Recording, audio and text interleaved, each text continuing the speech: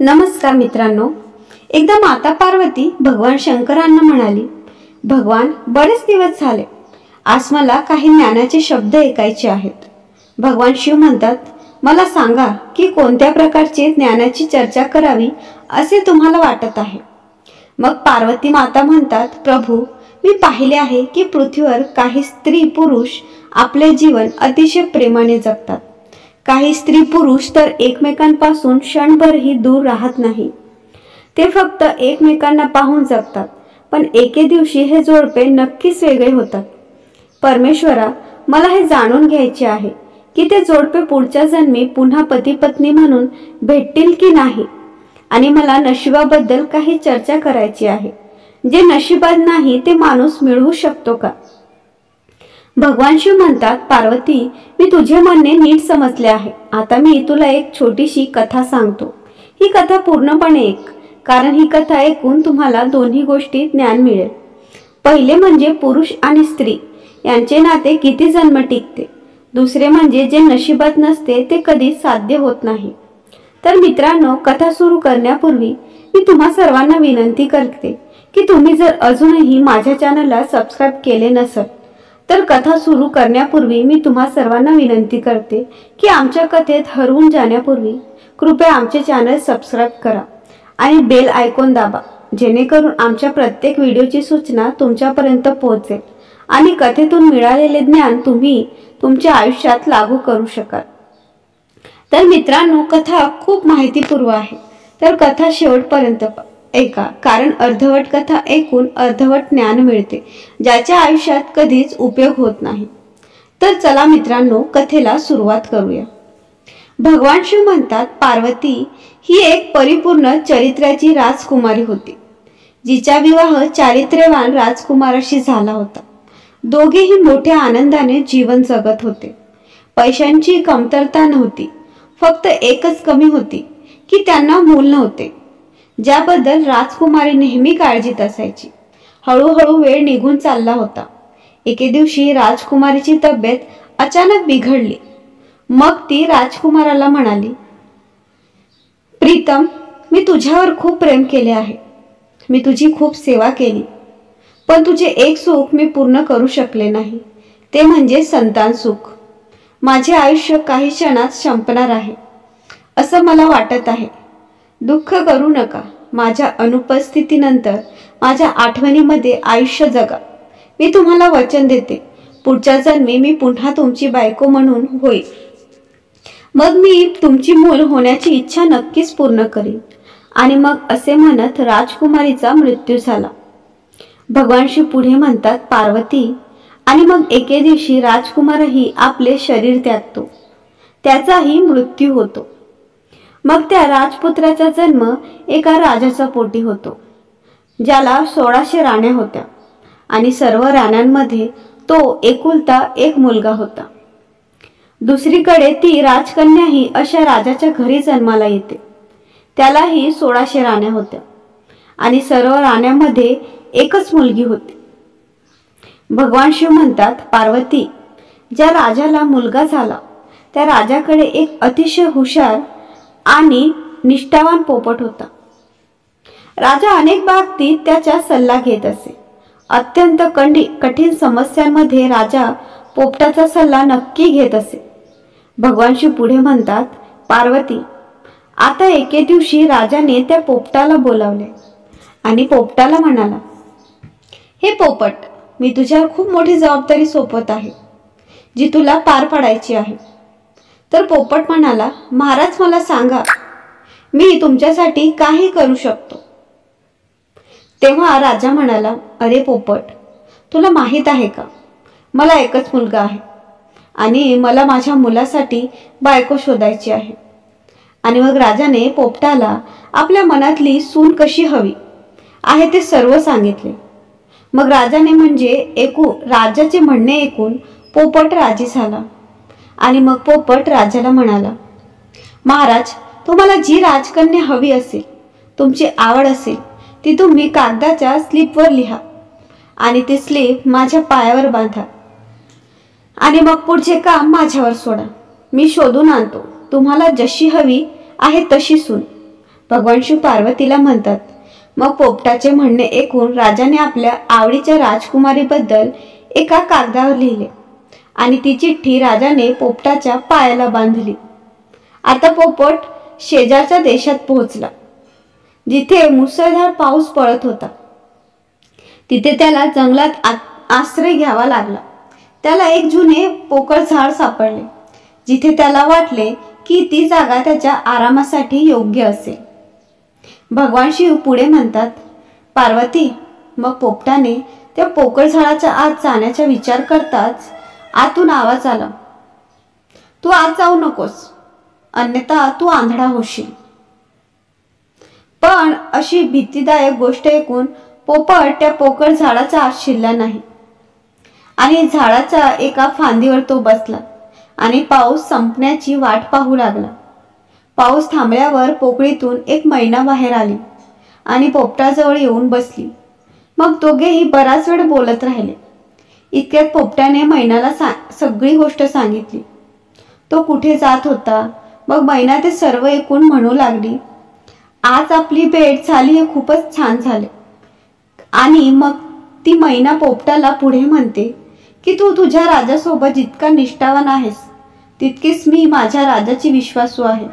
तू तुझ्या राजाच्या मुलांसाठी राजकुमारी शोधत आहेस, जिच्या अंगी सर्व गुण असतील.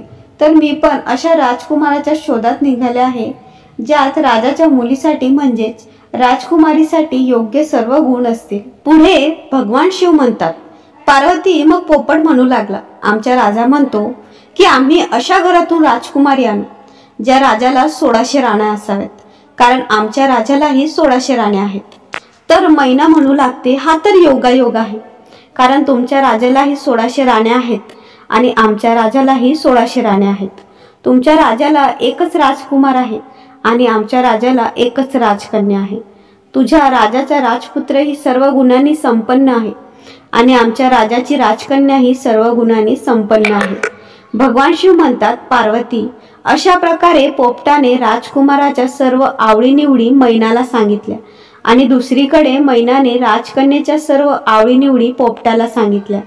मग पोपट आणि मैना राजकन्येच्या देशात आले, कारण पोपट मनात विचार करत होता की माझ्या राजाचे स्वप्न पूर्ण होईल, त्याची इच्छा पूर्ण होईल. आज मला त्याला हवी असलेली राजकुमारी सापडली आहे. भगवान शिव म्हणतात, पार्वती, अशा प्रकारे पोपट आणि मैना उडत राजकन्याच्या महालात पोहोचले. तेव्हा राजवाड्यातील एका सेवकाने त्यांना पाहिले. तेव्हा ते राजाकडे गेले आणि म्हणाले, महाराज, ज्या कामासाठी तुम्ही मैनाला पाठवले होते तिने तुमच्या विश्वासघात केला आहे. राजकुमाराच्या शोधात ती कुठेही गेली नाही. ती एका पोपटासोबत फिरत आहे. मी माझ्या डोळ्यांनी तिला पोपटाबरोबर फिरताना पाहिले आणि तुम्ही तिला काय सांगितले आहे ते ती पूर्णपणे विसरली आहे. तिने तुमच्या आदेशाचे उल्लंघन केले आहे. भगवान शिव म्हणतात, पार्वती, त्यामुळे राजा रागावतो आणि पोपट आणि मैना दोघांना मारण्याचा आदेश देतो. भगवान शिव म्हणतात, पार्वती, जेव्हा राजाने पोपट मैनाला मारण्याचा आदेश दिला तेव्हा मैनाला ही गोष्ट कळली आणि मैना पोपटाला म्हणाली, इथे आपल्या दोघांचा जीव धोक्यात आहे. आपण दोघांनी लवकरात लवकर इथून पळ काढला पाहिजे. इथून लवकर उडून जाऊया, नाहीतर आपण दोघेही मारले जाऊ. राजाचे बाण आपल्याला लागण्यापूर्वी आपण येथून पळून जाऊ. आणि मग हा विचार करत पोपट आणि मैना तिथून लांब उडून गेले. भगवान शिव म्हणतात, पार्वती, जेव्हा राजाचे सेवक त्यांना मारण्यासाठी गेले तेव्हा बराच वेळ शोधूनही ते दोघेही सापडले नाहीत. आता पोपट आणि मैना काही दिवस दूरवर जाऊन राहिले, जेणेकरून लोक त्यांना विसरतील. काही दिवसानंतर ते पुन्हा राजवाड्यात आले आणि पोपट राजाच्या उजव्या गुडघ्यावर आणि मैना राजाच्या डाव्या गुडघ्यावर बसले. तेव्हा मैनाने राजाला विचारले की तुम्ही आम्हाला मारण्याचा आदेश का दिला? आम्ही तुमच्याशी एकनिष्ठ आहोत. तुमच्या वाड्यातील नोकर आमच्यावर चढतात, म्हणूनच ते तुमच्याशी आमच्याबद्दल वाईट बोलले. पोपट आणि मैना आम्ही दोघेही त्या महान प्रतिष्ठित राजाचे सेवक आहोत, जे बुद्धिमान आणि श्रीमंत आहेत. आम्ही नेहमीच तुमच्याशी एकनिष्ठ आहोत. भगवान शिव म्हणतात, पार्वती, आता पोपट आणि मैना राजाला सांगतात की दोन्ही राजांना 1600 राण्या आहेत. एका राजाला दुसऱ्या राजाच्या मुलीसारखी सून हवी आहे आणि दुसऱ्या राजाला दुसऱ्या राजाच्या मुलासारखा जावई हवा आहे. महाराज, आम्ही दोघेही 2 राजांचे सेवक आहोत. देवांच्या कृपेने आम्ही तुमच्या राज्याबाहेरील जंगलात भेटलो आणि आता ही आनंदाची बातमी घेऊन तुमच्याकडे आलो आहोत. भगवान शिव म्हणतात, पार्वती, अशा प्रकारे पोपट आणि मैना यांनी राजाला सर्व काही सांगून राजाला प्रसन्न केले आणि मग पोपटाने आपला पाय राजाच्या दिशेने केला, ज्यामध्ये एक पत्र बांधले होते आणि ज्यामध्ये राजकुमाराची निवड लिहिली होती. मग राजाने ते पत्र वाचले तेव्हा त्याला खूप आनंद झाला. सुरुवातीला राजा त्या पोपट मैनावर विश्वास बसला नाही. त्यानंतर तो कागद वाचल्याने राजाने पोपट मैनावर विश्वास ठेवला. भगवान शिव पुढे म्हणतात, पार्वती, मग राजाने पोपटाच्या पायातून राजपुत्राचे चित्र काढले आणि आता ते राण्यांना पाठवले आणि म्हणाले, मला सांगा, राजकन्येसाठी हा राजकुमार कसा आहे? सगळ्या राजांना राजकुमार आवडतो की नाहीत हे सांगा. भगवान शिव म्हणतात, पार्वती, काही दिवस गेले पण चित्र परत आले नाही. राजकन्येला ते चित्र खूप आवडले आणि मग राजकन्येने त्या राजकुमाराचे चित्र हातात ठेवले. मग काही दिवसांनी राण्यांकडून उत्तर आलं की सगळ्यांना राजकुमार आवडला आहे, लवकरात लवकर लग्न करावे, कारण राजकन्येला राजकुमाराशिवाय राहवत नाही. भगवान शिव म्हणतात, पार्वती, हे उत्तर राजापर्यंत पोहोचताच राजाने पोपटाला परत पाठवले की जा आणि आपल्या राजाला सांगा की राजकुमाराला जशी मुलगी हवी आहे तशी मुलगी सापडली आहे. त्याने 4 महिन्यात आमच्याकडे लग्नासाठी यावे. भगवान शिव म्हणतात, पार्वती, मग पोपटाने आदरपूर्वक नमस्कार केला आणि आपल्या देशाकडे निघून गेला. मग आपल्या देशात पोहोचल्यावर पोपटाने राजाला आपल्या प्रवासातील यशाबद्दल सांगितले. तेव्हा राजाला आपल्या मुलासाठी राजकन्या आपल्याला हवी तशी मिळाली. हे ऐकून खूप आनंद झाला आणि मग राजाने ताबडतोब हा अद्भुत प्रसंग भव्य पद्धतीने साजरा करण्याचा आदेश दिला. भगवान शिव म्हणतात, पार्वती, राजाने राजकुमारासाठी सर्वात महाग आणि उत्तम कपडे बनवले. घोड्यांसाठी एक अप्रतिम जीन बनवण्यात आले होते. सैनिकांसाठी देखील नवीन आणि सुंदर पोशाख बनवले गेले. अनेक प्रकारच्या भेटवस्तू जसे की मौल्यवान हिरे आणि दागिने, उत्तम कपडे, फळे, मौल्यवान मसाले आणि उत्तम सुगंधी द्रव्ये इत्यादी राजाने सर्व काही गोळा केले. भगवान शिव म्हणतात, पार्वती, महिने लवकर निघून गेले. या सगळ्या तयारीत वेळ कधी निघून गेला ते कळलंच नाही. पण लग्नाच्या काही दिवस आधी राजकुमाराचे वडील आजारी पडले आणि त्यांचे निधन झाले. आता घरच्यांसाठी हा मोठा धक्का होता. राजकुमाराला त्याचे लग्न पुढे ढकलावे लागले, कारण अशा वेळी राजकुमाराचे लग्न झाले असते तर वडिलांचा अनादर झाला असता. मग राजकुमाराच्या वडिलांच्या मृत्यूबद्दल शोक करण्याची वेळ निघून गेल्यावर राजकुमार पोपटासह राजकन्येशी लग्न करण्यासाठी निघाला. दुसरीकडे राजकुमारीचा देश फार दूर नव्हता, त्यामुळे राजपुत्र पोपट घेऊन लवकर पोहोचला आणि मग राजकुमाराने राजकन्येच्या वाड्याजवळच्या बागेत आपला तंबू ठोकला. भगवान शिव म्हणतात, पार्वती, राजकुमार त्या बागेत गेला नसता तर बरे झाले असते, कारण त्याचा पोपट तिथे मेला. त्या बागेच्या माळीने त्या पोपटाला मारले, कारण तो पोपट खजुरावर बसून खजूर काढत होता आणि त्या राजपुत्राच्या दिशेने फेकत होता. माळीला हे पटले नाही आणि त्याने पोपटाची हत्या केली. भगवान शिव म्हणतात, पार्वती, मग राजकुमाराने काही वेळाने ऐकले की राजकन्येच्या वडिलांनी आपल्या मुलीचे त्यांच्याशी लग्न करण्यास नकार दिला आहे, कारण त्यांचे वडील वारले आहेत. आता काही दिवसांनी राजकन्या तिच्या पालखीत फिरायला निघाली होती, तर योगायोगाने ती त्याच वाटेवरून गेली ज्या वाटेवर बाग होती. तिने बागेकडे पाहिले आणि तिथे राजकुमार दिसला. तेव्हा राजकन्याने राजकुमाराला ओळखले, कारण त्याचा फोटो अजूनही तिच्या सोबत होता. भगवान शिव पुढे म्हणतात, पार्वती, ती त्यावेळी काहीच बोलली नाही आणि तिच्या पालखी चालकाला पालखी परत राजवाड्यात घेऊन जाण्यास सांगितले, कारण राजकन्येला तिचा प्रियकर सापडला होता. तेव्हापासून तिला सगळेच खूप आवडू लागले होते. संध्याकाळच्या जेवणादरम्यान राजकन्येने तिचे अर्धे अन्न खाल्ले आणि उरलेले अर्धे राजकुमाराच्या त्रिहासह राजकुमाराला पाठवले. तिने आपल्या दासीला राजपुत्राला अन्न देण्यास सांगितले आणि जर त्याने ते खाल्ले नाही तर त्याने आपले बोट त्यात घालावे असे तिने सांगितले. भगवान शिव म्हणतात, पार्वती दासीने तेच केले. राजकुमार जेवला नाही तेव्हा दासीने त्याला जेवणाच्या ताटात बोट घालायला सांगितले. राजकुमाराने ताटात ठेवलेल्या भातामध्ये बोट घातल्यावर त्याला त्याचे चित्र तिथे दिसले. त्याला समजले की राजकन्या आपल्यावर प्रेम करते, म्हणून त्याने आपले हात पुसले आणि राजकुमारीसाठी एक पत्र लिहून दासीकडे दिले. भगवान शिव म्हणतात, पार्वती, जेव्हा राजकन्येने ते पत्र वाचले तेव्हा राजकुमाराला भेटण्याची इच्छा तिच्या मनात बळावली. तिने मध्यरात्री आपला घोडा तयार केला, अश्रफींनी भरलेली पिशवी घेतली आणि राजकुमार राहत असलेल्या बागेकडे घाईघाईने निघाली. राजकुमाराजवळ पोहोचल्यावर राजकन्या म्हणाली, आश्चर्यचकित होऊ नका, माझे तुमच्यावर खूप प्रेम आहे आणि म्हणूनच मी तुझ्याकडे गुपचूप आले आहे. माझे वडील मला तुझ्याशी लग्न करू देणार नाहीत, त्यामुळे आपण पळून जाऊया.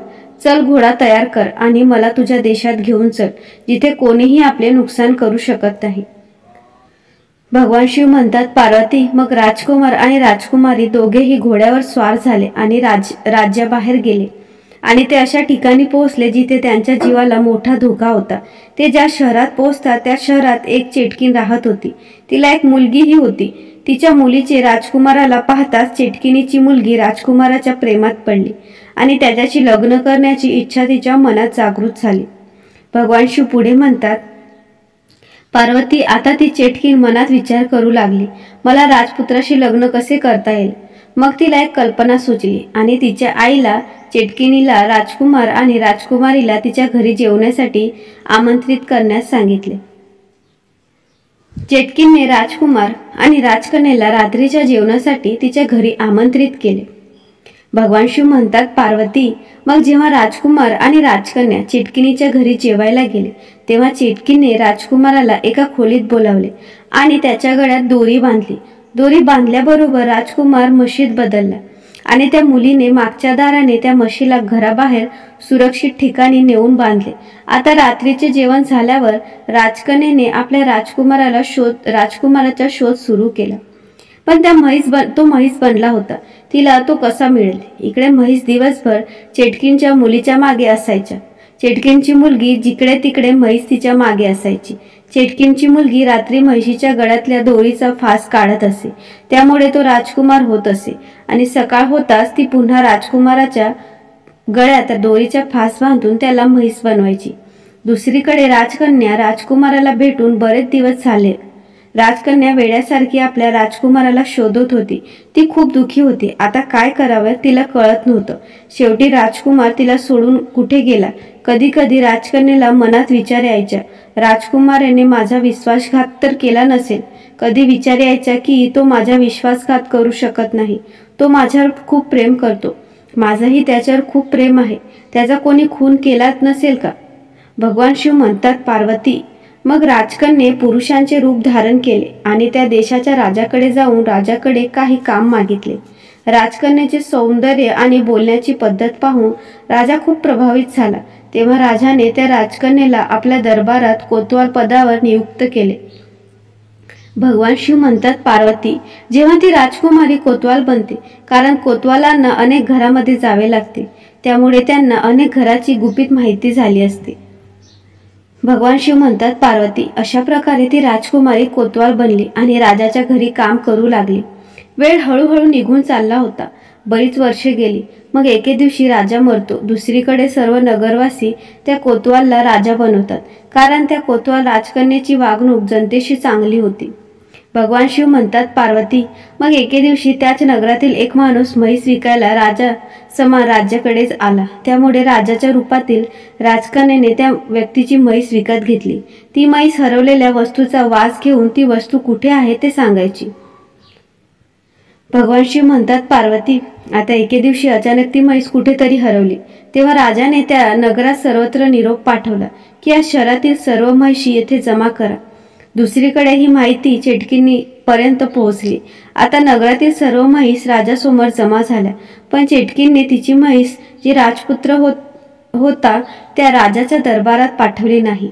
मग जेव्हा सैनिकांनी राजाच्या रूपात राजकन्येला सांगितले की चेटकीने तिची म्हैस पाठवली नाही, तेव्हा राजाच्या रूपातील राजकन्येला राग आला आणि तिने जबरदस्तीने चेटकीनीसह म्हैशीला बोलावले.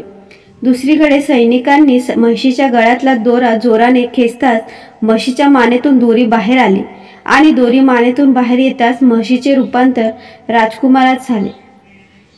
तेव्हा राजकन्याच्या रूपातील राजाचे स्वप्न सत्यात उतरले आणि तिने लगेच राजकुमाराला मिठी मारली।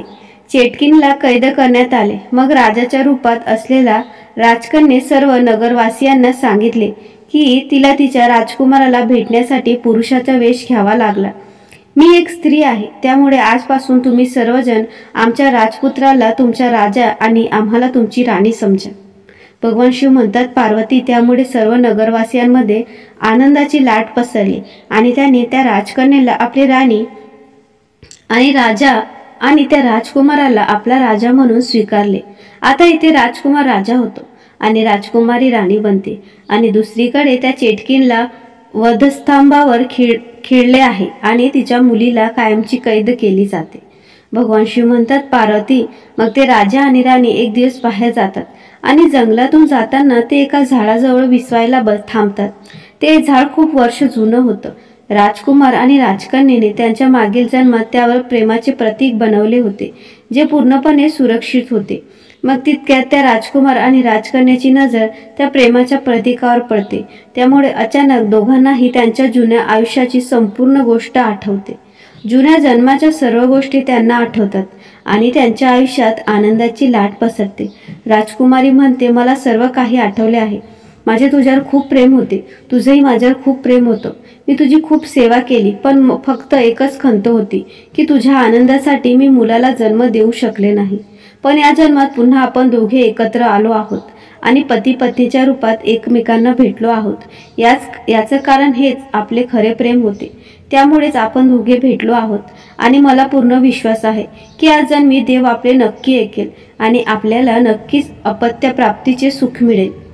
भगवान शिव म्हणतात, पार्वती, मग वेळ हळूहळू जातो आणि मग राजकुमारी गरोदर राहते आणि जेव्हा वेळ येते तेव्हा ती एका सुंदर मुलाला जन्म देते। भगवान शिव म्हणतात, पार्वती, या कथेतून मिळालेल्या ज्ञानाची पहिली गोष्ट म्हणजे जर स्त्री पुरुष एकमेकांवर खरोखर प्रेम करत असतील तर असे पती पत्नीचे नाते जन्मोजन्मांपर्यंत टिकते। दुसरीकडे जर एखाद्या स्त्रीने एखाद्या पुरुषाची फसवणूक केली तर तिचीही फसवणूक होते आणि जर एखाद्या पुरुषाने स्त्रीची फसवणूक केली तर पुरुषाचीही फसवणूक होते। त्यामुळे पती पत्नीचे नाते ते अतूट विश्वासाचे असते। त्यामुळे एकमेकांवर विश्वास ठेवला पाहिजे आणि जे स्त्री पुरुष विश्वासाचे बंध दृढ ठेवतात ते प्रत्येक जन्मात नवरा बायकोच्या रूपात भेटतात आणि त्यांच्या मागील जन्माच्या उरलेल्या इच्छा देखील सौभाग्य देवता पूर्ण करतात। भगवान शिव म्हणतात, पार्वती, आता या कथेतून मिळालेल्या ज्ञानाचा दुसरा मुद्दा म्हणजे जे नशिबात नाही ते कधीच प्राप्त होत नाही। कारण चेटकिनीच्या मुलीचे चारित्र्य चांगले नव्हते। तिला तिच्या जादू शक्तीच्या जोरावर राजकुमार मिळवायचा होता, परंतु तो राजकुमार तिच्या नशिबात नव्हता। त्यामुळे तिला तो राजकुमार मिळू शकला नाही। कारण जे नशिबात नाही ते कधीच साध्य होत नाही। राजकुमार फक्त त्या राजकन्याच्या नशिबी होता। त्यामुळे इतक्या संकटाचा सामना करूनही राजकन्येला तिचा नवरा मिळाला, जो राजकुमार तिच्या मागच्या जन्मी होता। तोच राजकुमार या जन्मातही तिचा नवरा झाला। आता भगवान शिव म्हणतात, पार्वती, पती पत्नीचे नाते जन्मोजन्मी टिकते। त्यामुळे त्या नात्यात प्रत्येक पती पत्नीने विश्वास कायम ठेवला पाहिजे आणि एकमेकांशी पूर्णपणे वचनबद्ध असले पाहिजे। आणि जे नशिबात नाही ते कितीही प्रयत्न केले तरी साध्य होऊ शकत नाही। त्यामुळे चुकीच्या मार्गाचा अवलंब करून कधीही प्रयत्न करू नये, अन्यथा चुकीचे परिणाम भोगावे लागतात। त्या चेटकिनीच्या मुलीला राजाने कायमचे कैद केले आणि त्यांचे संपूर्ण आयुष्य त्या तुरुंगात गेले। तर मित्रांनो, जर तुम्हाला आजची कथा आवडली असेल तर आमच्या चॅनलला नक्की सबस्क्राईब करा।